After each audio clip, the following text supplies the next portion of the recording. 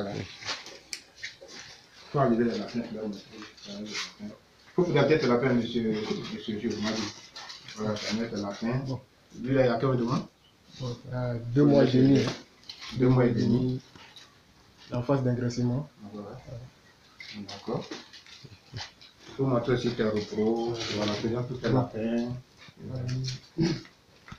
À la fin, ici, nous avons nos 2 familles.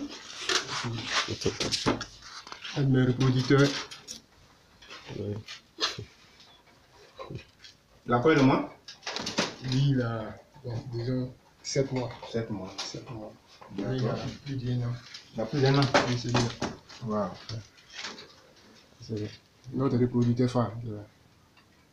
Il est plus prolifique comme les portés. Bien porté. D'accord. Et de l'autre côté là-bas dans les... Voilà, viens par ici, viens par ici, viens par ici. Viens par ici. Waouh. Voilà. Voilà. C'est combien de l'apéro ça? C'est combien? 6. 6 l'apéro. Ouais. Ils ont combien de mois? Combien de semaines? Disons, Près de 2 semaines. Ouais, près de 2 semaines. Près de 2 semaines. D'accord. Ça c'est une mère argentée. D'accord. Monsieur Mado. Oui. En domaine de ration alimentaire, voilà, comment vous rationnez vos aliments, vos lapins, je vais dire vos sujets. La femelle qui n'a pas encore mis bas, elle est rationnée combien? Le mâle est rationné combien? La femelle qui a mis bas est rationnée combien? Voilà. Parce qu'il y a les nouveaux culteurs qui nous suivent. Et ceux-là, ils ont besoin de cette information-là. D'accord? Voilà. Je peux dire que en matière de reproducteurs mâles, Oui. c'est 100 kg par jour. 100 grammes. 100 grammes. Ouais, 100 grammes par jour. 100 grammes par jour. Voilà. 100 grammes par jour. Oui. Maintenant, les reproductrices Oui. non gestantes, Oui. je peux dire 120 grammes. 120 grammes par jour. Oui. Les reproductrices gestantes, Oui. 120 à 140. Oui. Et puis les reproductrices qui ont mis bas, je peux dire de 140 à 180 et 160 grammes par journalier. Ok.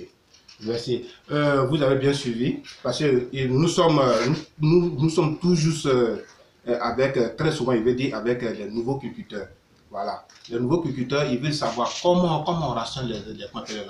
Le lapin, il est rationné, le mâle, jour. Quand tu dis jour, tu peux donner 2 fois. C'est-à-dire, ces 100 grammes, tu peux les diviser en 2.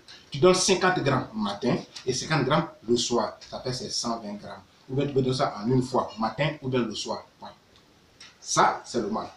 Et quand c'est la femelle qui n'est pas gestante, elle fait 120 grammes. Tu peux faire 60 grammes le matin, 60 grammes le soir. Ça fait les 120 grammes. Quand elle est gestante, tu peux aller qu'à 140 grammes. D'accord? 140 grammes, c'est-à-dire 70 matin, 70 le soir. Et quand elle est gestante, ou bien elle a mis bas, ça va dépendre du nombre de l'apéro. Voilà. Si elle a mis une femelle qui a mis bas, qui a fait 2 l'apéro, tu ne peux pas avoir la même ration qu'une femelle qui a mis bas, qui a 8 l'apéro. Voilà. En fonction de ces l'apéro, on augmente sa ration. Voilà. Voilà un peu. Donc, c'est toujours le sujet concernant la ration alimentaire. D'accord? Voilà. Pour ça peut être une répétition, elle est pédagogique. D'accord? Mais, il y a certains qui sont nouveaux, qui veulent investir dans ce milieu-là. Il faut qu'ils sachent au moins, plus ou moins, comment rationner leur lapin. D'accord? Ok, le deuxième point. Je viens un peu aussi sur l'eau, la consommation d'eau du lapin. Le lapin d'au moins 3 mois, bon, au minimum, c'est-à-dire s'il n'a rien bu, il faut qu'il boive au moins 1 litre d'eau. Il faut prévoir 1 litre d'eau pour lui. Voilà, quand il mange des granulés, il boit assez. Mais quand il mange des feuilles, ils peuvent ne pas boire, d'être 1 fois par jour, tout juste se goûter. Mais s'ils ne mangent seulement que les granulés, ils doivent boire de l'eau. Il faut prévoir au moins 1 litre d'eau par jour pour eux. Voilà pourquoi nous avons mis ce système en place. Voilà. Vous voyez un peu. Voilà. Un vidéo là-bas. Excusez-moi. Je vais vous montrer comment ça se passe. Voilà. Ok. Vous voyez. Ça c'est 1,50. Dès l'instant où l'abreuvoir est rempli, tu mets la bouteille d'eau et tu l'attaches. Et tu l'attaches. Voilà. Comme ça, la bouteille ne va pas couler tant que la quantité d'eau qui est dans l'abreuvoir ne diminue pas, cette eau ne descend pas. Donc, elle descend, cette eau descend au fur et à mesure que le lapin boit qu'on appelle la quantité qui est dans l'abreuvoir. Voilà le système. Voilà. En aliment aussi, voilà un peu la boîte pour ceux qui utilisent, comment on appelle ça, les granulés et les clapiers. Voilà. Là, nous avons le mangeoire. Pardon. Alors, tu veux venir ouvrir ça pour moi? Ah, tu as doublé. Tu veux ouvrir ça pour moi? Il faut ouvrir un divers après un peu. Pas forcément, ça peut être pas d'autre. Voilà. Voilà. Voilà un peu. Il faut vous montrer à l'intérieur. Voilà. Voilà. On ouvre là. Voilà. Et on met les aliments au-dessus. Et les aliments sortent par là. Voilà. Voilà un peu.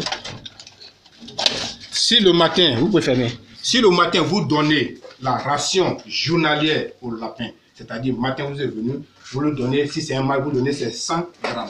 Si vous lui donnez ses 100 grammes et que jusqu'au lendemain matin, il n'a pas fini ses 100 grammes, il faut verser. Verse tous ces aliments, remet de nouveaux aliments. Parce que les aliments qui ont dormi dans le mangeoire d'aujourd'hui matin à demain matin est déjà sué. Avec, en contact avec l'air, avec tout ça là, c'est déjà daté.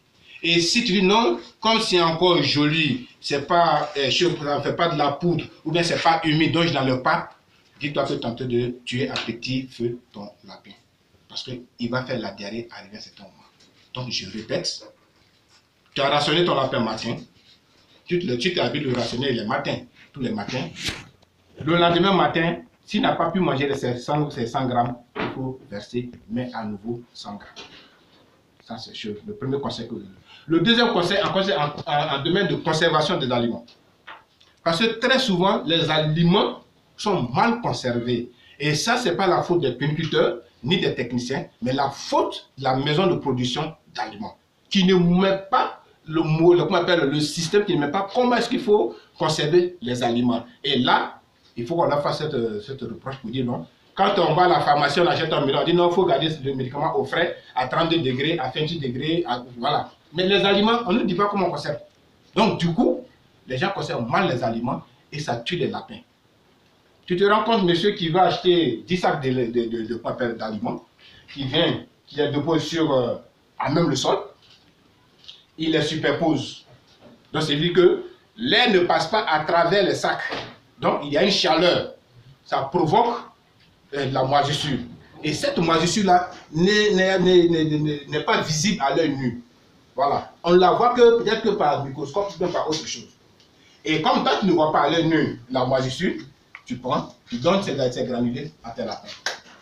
Et d'ici 1 jour, 2 jours, 3 jours, tes lapins commencent à faire la diarrhée, à quoi que ce soit. Voilà. Donc, il y a un problème de conservation. Et ce n'est pas le problème de... Ça ne vient pas de la négligence des puniculteurs, mais c'est plutôt les maisons de production. Et ça concerne tous les aliments, que ce soit importés, que ce soit des aliments locaux. D'accord? Monsieur Amadou, vraiment je vous remercie beaucoup. Je vois que le site est bien propre, d'accord? Parce que je vois un peu les lapins. Voilà. Quelles sont les différentes races de lapins que vous avez? Bon, nous avons les Jean Papillon, oui. Pion français, oui. anglais, oui. avec les argentés. Les argentés, oui. Les néo. Oui. Les néo-zélandais. Voilà. Les chinchillas aussi, une femelle chinchilla. Une femelle chinchilla, oui.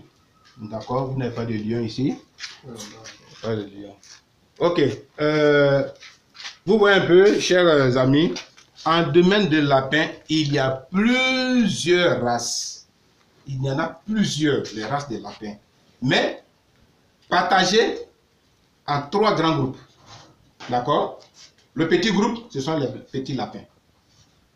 Le deuxième groupe, ce sont les lapins de la race moyenne. C'est-à-dire la petite race, la race moyenne. Et le troisième groupe, c'est la race géante. Quelle est la différence des 3 groupes? Le premier groupe, c'est des lapins qui pèsent tout au plus peut-être 1 kg, 1 kg. Ça, c'est la petite race. Si c'est la trop belle, c'est 1,50 kg. C'est que c'est son poids qui est là. Et les lapins qui, à partir de 2 kg, 3 kg, 4,50 kg, ça, c'est le lapin de la race moyenne. à partir de 6 kg, 7 kg, jusqu'à 11, 12, voire plus, ça c'est la race géante. Donc il y a plusieurs races de lapins, mais regroupées en 3 grands groupes. Voilà, on les reconnaît en 3 grands groupes. Voilà, parce que d'une manière individuelle, si on veut compter les différentes races de lapins, il y en a beaucoup. On ne pourra pas finir. Mais il y a 3 groupes de lapins, 3 races de lapins, voilà, qu'on connaît. Généralement, on dit les lapins de la race moyenne, de la race petite, de la race moyenne et de la race géante. Maintenant, le système de reproduction en domaine de lapin. Il y a 3 systèmes de reproduction. Voilà, monsieur Dambélé, je sais ce que vous savez. Je sais que vous savez ce que c'est que le système de reproduction. Un système de reproduction, c'est comment est-ce que tu accouples tes lapins, quel est le temps que tu mets pour les accoupler. C'est ce qu'on appelle le système de reproduction. Donc, il y a 3 types de reproduction. Il y a la reproduction domestique, où la femelle, quand elle met pas, on attend à ce qu'elle serve ses enfants pour l'accoupler. Ça, c'est le système domestique. Il y a le système semi-industriel. Semi-industriel, c'est-à-dire le lapin qui met bas aujourd'hui, peut-être tout au plus 2 semaines, sinon 1 semaine, quelques jours, on l'accouple. D'accord? Et il y a le système typiquement industriel, où la lapine qui a mis bas aujourd'hui, soit tu la coupes aujourd'hui, ou tout au plus 5 jours après, ou bien par insémination. Voilà les 3 systèmes de reproduction. Voilà. Monsieur Dambélé, à quel système vous appartenez? Bon, on peut dire que c'est le système domestique que nous pratiquons ici à la ferme. Oui. On donne les femelles au mâle. Oui. Le producteur en attend, après la mise bas, 15 jours. Oui. Et on les donne encore au mâle encore. Au mâle encore. Pour perpétuer encore la race. D'accord. Donc, je veux dire que la reproduction n'est pas intensive. Oui. Voilà. Parce qu'il y a aussi les aliments que nous donnons aux lapins qui jouent. D'accord?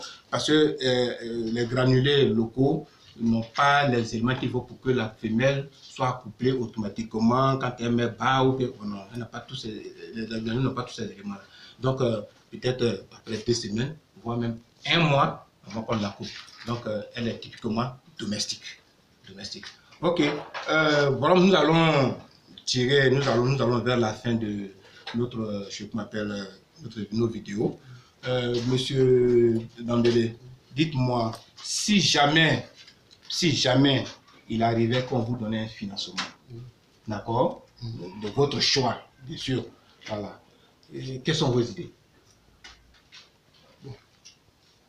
Nos idées, c'est de moderniser au mieux la pratique de la cuniculture, parce que lorsqu'on voit des vidéos en Europe, des fermes qu'on appelle cunicoles, on voit qu'ils ont des silos, ils ne sont pas dans ce système d'abreuvoir, plutôt des pipettes. Avec, qu'on appelle ça même, une ventilation pour éliminer la poussière, les granulés, tout ça. On voit que non, même la température même est régulée. Donc bon, avec ce système-là, je pense que non, on pourra offrir au moins une qualité de viande meilleure à ce que d'autres productions avicoles proposent aux consommateurs. D'accord. Parce qu'en termes de qualité de viande, je pense que la viande de lapin est supérieure en termes de viande blanche à toutes les autres viandes blanches. D'accord. D'accord. Merci beaucoup, monsieur Dambélé. Il y a le grand frère qui n'est pas là. Il n'est pas là, mais je pense que dans les jours à venir, je reviendrai sur vos fermes pour qu'on puisse échanger.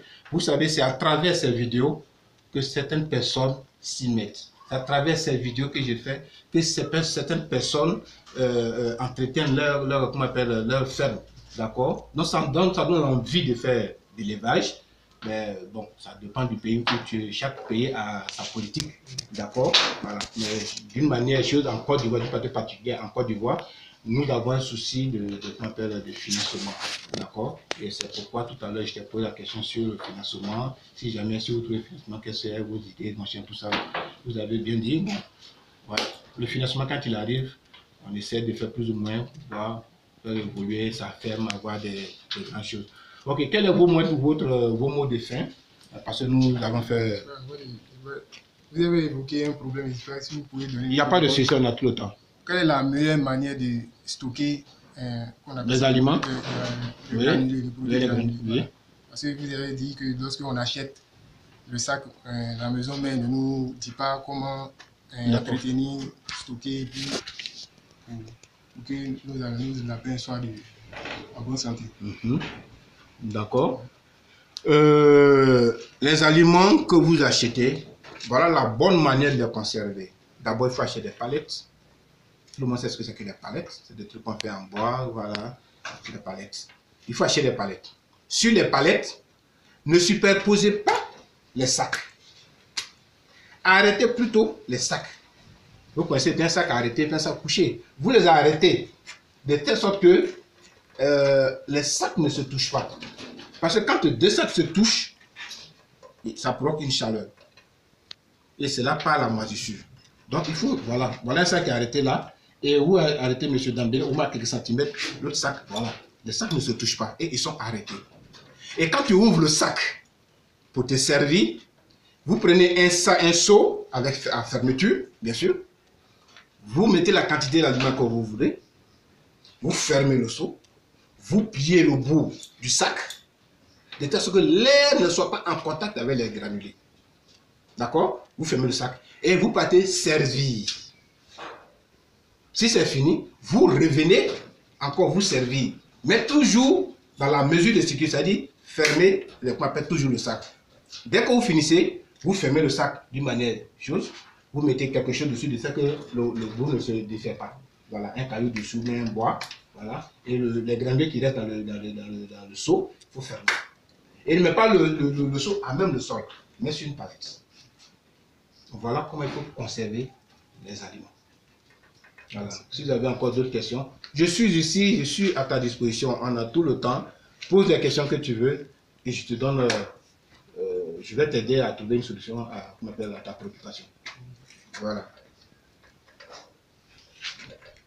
Bon, lorsqu'on regarde beaucoup les vidéos, on a deux types de maladies qui reviennent souvent, coccidiose et colibacillose. Comment distinguer ces deux maladies au niveau de la peine? Oh, pour les distinguer, c'est pas, en fait, c'est pas trop différent. C'est pas trop différent. Parce que le lapin, à un certain moment, c'est-à-dire, fait la diarrhée. D'accord? Quand il fait la diarrhée et qu'il n'a pas encore chié la glaire, c'est que la diarrhée, c'est-à-dire la coccidiose n'est pas encore aiguë. Mais quand il commence à chier déjà de la glaire, c'est que la coccidiose est aiguë. En ce moment, je vous conseille 2 médicaments. Vous leur donnez tismicine simple quand ce n'est pas encore aigu. Quand c'est aigu, il faut leur donner tismicine forte. Maintenant, la différence entre ces deux maladies, je dirais la coccidiose, c'est celle qu'on voit fréquemment. Maintenant, l'autre maladie, c'est une maladie qui s'attaque au lapin. C'est toujours dû aux mauvaises alimentations. D'accord? Mais je vois qu'il n'y a pas grande différence. C'est presque la même chose. C'est presque la même chose, mais ne se soignent pas de la même chose, de la même manière. D'accord? Voilà. Ne se soignent pas de la même manière, mais c'est presque les mêmes symptômes. D'accord? Parce que tu es là, le lapin, il ne mange pas. Il refuse de manger carrément. Il ne boit pas de l'eau. D'accord? Il ne fait pas de diarrhée. Tu vois un peu, non? C'est même chose comme le lapin, il fait la diarrhée. Il ne mange pas. Il ne boit pas. Tu vois un peu? Et en fin de compte, il chie la glaire. Par contre, de l'autre côté, il ne mange pas, il ne boit pas, il ne bouge pas beaucoup. Voilà la différence. L'autre, c'est que peut-être qu'il peut manger. Peut-être, hein, en faisant la coccidiose, il peut manger. Il fait la diarrhée, il se balade. Par contre, l'autre, lui, il ne bouge même pas du tout. Il est là, il ne fait que respirer, il ne bouge pas. Et il ne boit pas, il ne mange pas. Quand tu le touches, tu vois qu'il tombe, il se relève. Il est faible, il ne mange pas. Des fois même, il ne défèque pas. Il ne chie pas. Voilà. Voilà la différence. De l'autre côté, carrément, si tu veux, je vais bien préciser, la coccidiose, c'est que le lapin, il fait la diarrhée. En faisant la diarrhée, au moins il mange un peu. Il essaie de boire un peu. Il se déplace. Par contre, l'autre maladie, comment on appelle ça? Le colibacillose, c'est que le lapin, carrément, il ne mange plus. Il ne boit pas. Il ne fait pas de diarrhée. Il ne fait rien et il s'affaiblit de jour en jour. Tu le pousses, il tombe. Il se laisse, il met sur pied. Et si tu ne le traites pas à temps, il meurt. Donc la différence, voilà la différence. C'est que l'autre, il continue de manger, il fait la diarrhée, il boit, il fait la diarrhée jusqu'à ce qu'il chie la glaire. D'accord? Maintenant, de l'autre côté, il ne mange pas du tout, il ne boit pas, il ne bouge même pas. On a l'impression qu'il est paralysé. Voilà la différence. Okay. Deux questions? Ça va? Oui, ça va. Ok, chers amis culteurs, on a pris assez de votre temps. C'est une vidéo qui sera très longue, mais ça va permettre à nos jeunes frères de plusieurs moins avoir des conseils concernant la culture. Et aujourd'hui, nous sommes ici à Yopougon, Abidjan Yopougon, quartier monde arabe. Nous sommes chez M. Dambélé Sidiki et son frère Dambélé Mamadou. Aujourd'hui, nous avons reçu, ils ont profité, enfin si tu veux, ils ont bénéficié de nos conseils et ils vont bénéficier aussi de vos conseils parce que quand vous allez regarder la vidéo, vous allez faire des commentaires. Et ce que nous ne savons pas, vous allez nous le dire. Ce que nous avons oublié, vous allez nous le rappeler. Donc ensemble, nous allons faire la vidéo parce que vos commentaires vont s'ajouter à la vidéo. D'accord? Vraiment, je vous dis merci beaucoup. Je dis merci beaucoup à tous les administrateurs, les modérateurs de tous les forums et les vers latins, Cameroun, Niger, Togo, Bénin, voilà. Si je vais citer les noms des administrateurs, ils sont tellement nombreux. Et les vers latins, Côte d'Ivoire, les vers latins de Pougon, les vers latins à Bobo, Cocody. Je dis merci à tout le monde, à tous les collègues, et que l'union fait la force. N'oublions pas que nous devons nous unir pour aller vers notre ministère de tutelle, en fait, nous avons un financement. Le ministère de tutelle ne finance pas individuellement. Il finance plutôt un projet. Et le projet, quand on dit un projet, c'est l'ensemble des gens qui se sont mis ensemble et on finance leur projet. D'accord? Mais on ne vient pas vous dire non, monsieur DGA, vous avez une fait, on est bon vous financer. Non, non, non.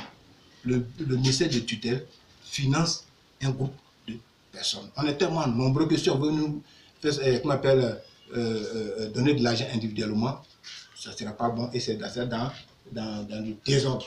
Voilà pourquoi on nous demande de nous associer. Donc, dans vos quartiers, dans vos villes, dans vos sous-préfectures, je ne sais vous, si vous êtes 2, 3, 4, mettez-vous en groupe, trouvez un nom, créez une association et faites les papiers, allez du bout à ministère. Et comme ça, un jour, vous aurez un financement. Voilà. Je dis merci beaucoup au ministère de tutelle.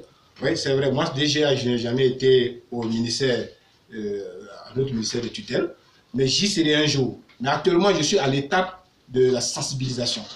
Je dois sensibiliser tous les culteurs qui soient ivoiriens, burkinabés, sénégalais, je sais, tous les Africains, surtout dans le monde entier. Je suis sur la phase de la sensibilisation, sur la phase de la formation, sur la phase de l'information. Et le moment viendra où je vais atteindre une autre phase. Mais ensemble, il faut qu'on soit unis et ensemble pour qu'on puisse arriver au bout de nos idées. Et qu'ensemble, on puisse être fort. Et qu'ensemble, on puisse aller vers le ministère de tutelle pour qu'on ait un financement. Pour que chacun jouisse de son projet. Merci beaucoup. Bonne journée à tous. Ok, M. Dambélé.